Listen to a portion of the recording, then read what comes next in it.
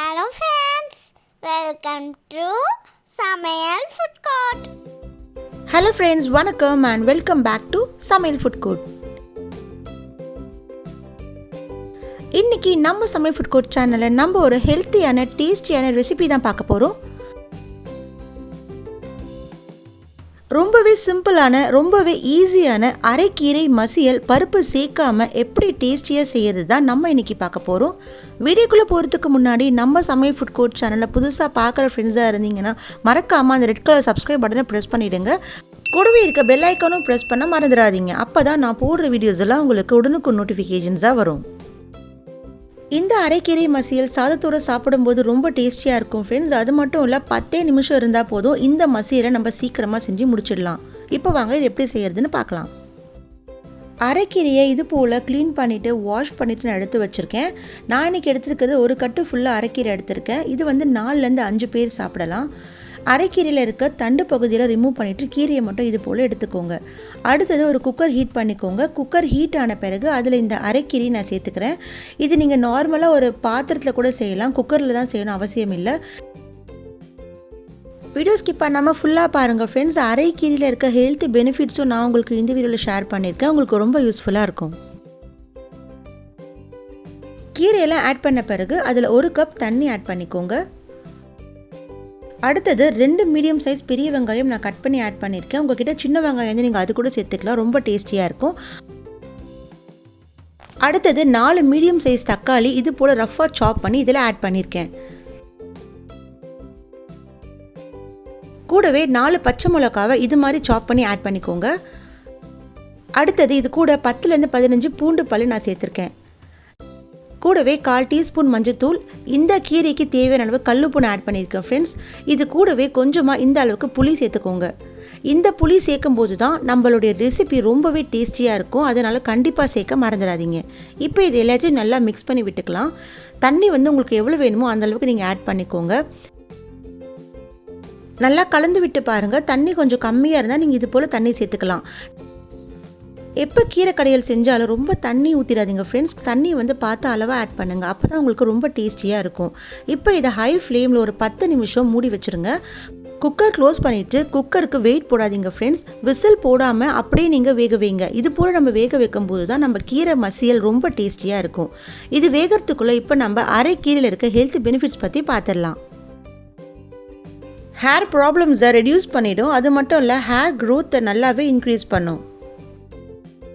இந்த கீரையில் அளவுக்கு அதிகமான அயன் இருக்கிறதுனால நம்மளுக்கு அனீமியா வராமல் தடுக்கும். கோல்ட் ஃபீவர் இருக்கவங்க இந்த கீரையை அடிக்கடி சமைச்சு சாப்பிடும்போது சீக்கிரமாகவே சரியாகும். இன்னும் அளவுக்கு அதிகமான ஹெல்த் பெனிஃபிட்ஸை டிஸ்கிரிப்ஷனில் கொடுத்துருக்கேன் ஃப்ரெண்ட்ஸ். கண்டிப்பாக செக் பண்ணி பாருங்கள், உங்களுக்கு ரொம்ப யூஸ்ஃபுல்லாக இருக்கும். இப்போ பாருங்கள், ஒரு 10 நிமிஷம் ஹை ஃப்ளேமில் வச்ச பிறகு நம்ம கீரையெல்லாம் நல்லா வெந்திருக்கு. இப்போ நீங்கள் இந்த காம்பை மட்டும் எடுத்து நசுக்கி பாருங்கள். உங்களுக்கு இது போல் நல்லா வெந்திருக்கணும். அப்போ உங்களுக்கு கீரையும் நல்லா பாயில் ஆகிடுச்சுன்னு அர்த்தம். அது மட்டும் இல்லை, தண்ணியும் கொஞ்சம் இது போல் ட்ரை ஆகிருக்கும். இப்போ நம்மளுக்கு கரெக்டான தண்ணி அளவு வந்துருச்சுன்னா நம்ம ஸ்டவ் ஆஃப் பண்ணிடலாம். அது மட்டும் இல்லை, இந்த தண்டு வந்து உங்களுக்கு கரெக்டாக வெந்திருக்கணும். அதுதான் கரெக்டான கன்சிஸ்டன்சி. அடுத்தது அதில் இருக்க தண்ணியெலாம் ட்ரெயின் பண்ணிவிட்டு இது போல் கீரையை ஒரு தனியாக பாத்திரத்தில் எடுத்து வச்சுருங்க. கீரை வந்து ஒரு 10 நிமிஷம் நல்லா ஆறட்டும். உங்ககிட்ட கீரை கடைய சட்டி இருந்தால் நீங்கள் அதில் போட்டு கீரையை நல்லா கடைஞ்சிக்கலாம். நான் இன்றைக்கி இந்த கீரையை மிக்சியில் தான் ஃப்ரெண்ட்ஸ் கடைய போகிறேன். அதனால் ஒரு 10 நிமிஷம் ஃபேனில் நல்லா ஆற வைக்கணும். அப்போ தான் உங்களுக்கு ஈஸியாக நல்லா டேஸ்டியாக மசிஞ்சிரும்.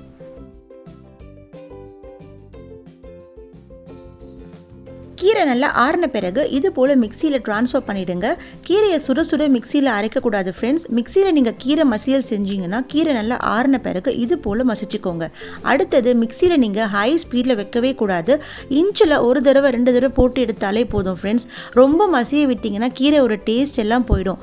அதனால் எப்போ நீங்கள் கீரை கடையல் மிக்சியில் கடையும் போதும் இன்ச்சில் ஒரே 1 இன்ச் மட்டும் வச்சு எடுத்து பாருங்கள். ரொம்பவே டேஸ்டியாக இருக்கும். அது மட்டும் இல்லை, நம்ம சட்டியில் கடைஞ்ச ஃப்ளேவர் கண்டிப்பாக அதில் வரும். அந்த கீரை வேக வச்ச தண்ணியை வேஸ்ட் பண்ணிடாமல் அதையும் நீங்கள் மிக்சியில் போட்டு வாஷ் பண்ணி இது போல் ஊற்றிடலாம். அப்போ தான் உங்களுக்கு அதில் இருக்க ஃப்ளேவர் எல்லாமே இறங்கியிருக்கும். இப்போ பாருங்கள், நம்ம சட்டியில் கடைஞ்சது போல் பர்ஃபெக்டான கீரை மசியல் ரெடி ஆகிடுச்சு. அடுத்து நம்ம தாளிக்கலாம். தாளிக்கிறதுக்கு பேன் ஒரு ஹீட் பண்ணிக்கோங்க. பேன் ஹீட் ஆன பிறகு நான் அதில் 3 டேபிள் ஸ்பூன் கடலை எண்ணெயை சேர்த்துருக்கேன். அடுத்தது 1/2 டேபிள் ஸ்பூன் கடுகு உளுத்தம்பருப்பு ஆட் பண்ணியிருக்கேன். கூடவே 1/4 டீஸ்பூன் ஜீரகம் சேர்த்துருக்கேன். அடுத்தது ஒரே ஒரு வரமிளகாவை இது மாதிரி கிள்ளி ஆட் பண்ணிக்கோங்க. கூடவே 5லேருந்து 6 பல்லு பூண்டு இடித்து சேர்த்துருக்கேன். பூண்டு சேர்க்கும் போது தான் ஃப்ரெண்ட்ஸ் கீரை மசியலுக்கு எக்ஸ்ட்ரா டேஸ்ட்டையும் ஃப்ளேவரையும் கொடுக்கும். கண்டிப்பாக சேர்க்க மறந்துடாதீங்க. ஸ்டவ் ஆஃப் பண்ணிவிட்டு கடைசியாக இதில் 1 டேபிள் ஸ்பூன் நெய் ஆட் பண்ணிக்கோங்க. இப்போ இதை தாளித்ததை நம்ம இந்த கீரையில் ஆட் பண்ணிக்கலாம். இது போல் தாளித்து கீரை மசியல் செஞ்சு பாருங்கள் ஃப்ரெண்ட்ஸ். உங்கள் அரைக்கீரை கொஞ்சம் கூட கசப்பே இருக்காது.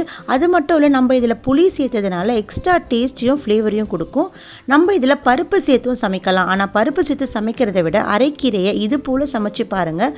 ரொம்ப ஹெல்த்தியாக ரொம்ப டேஸ்டியாக இருக்கும். சூடான சாதத்தில் இந்த அரைக்கீரை மசியலை சேர்த்து சாப்பிட்டு பாருங்கள் ஃப்ரெண்ட்ஸ். எக்ஸ்ட்ரா ஃப்ளேவரையும் டேஸ்ட்டையும் கொடுக்கும். அது மட்டும் இல்லை, கோல்டு ஃபீவர் காஃப்லாம் இருக்கும்போது நம்ம இது போல் கீரை மசியல் செஞ்சு சாப்பிட்டோன்னா நம்மளுக்கு சீக்கிரமாகவே சரியாயிடும். இது போல் அரைக்கீரை மசியல் நீங்களும் உங்கள் வீட்டில் செஞ்சு ட்ரை பண்ணி பார்த்துட்டு எப்படி இருக்குன்னு மறக்காமல் எனக்கு கமெண்ட்டில் சொல்லுங்கள் ஃப்ரெண்ட்ஸ். இந்த அரைக்கீரை மசியல் குழந்தைங்களுக்கு ரொம்பவே பிடித்தமானதாக இருக்கும். கண்டிப்பாக செஞ்சு கொடுக்க மறந்துடாதீங்க. இந்த வீடியோ உங்களுக்கு பிடிச்சிருந்தா மறக்காமல் இந்த வீடியோக்கு ஒரு லைக் கொடுத்துருங்க ஃப்ரெண்ட்ஸ். இன்னொரு இன்ட்ரெஸ்டிங்கான வீடியோவில் நான் உங்கள் எல்லாரையும் மீட் பண்ணுறேன். உங்களுக்கும் இந்த வீடியோ பிடிச்சிருந்ததுன்னா லைக் பண்ணுங்கள், ஷேர் பண்ணுங்கள், சப்ஸ்கிரைப் பண்ணுங்கள். Thank you, by.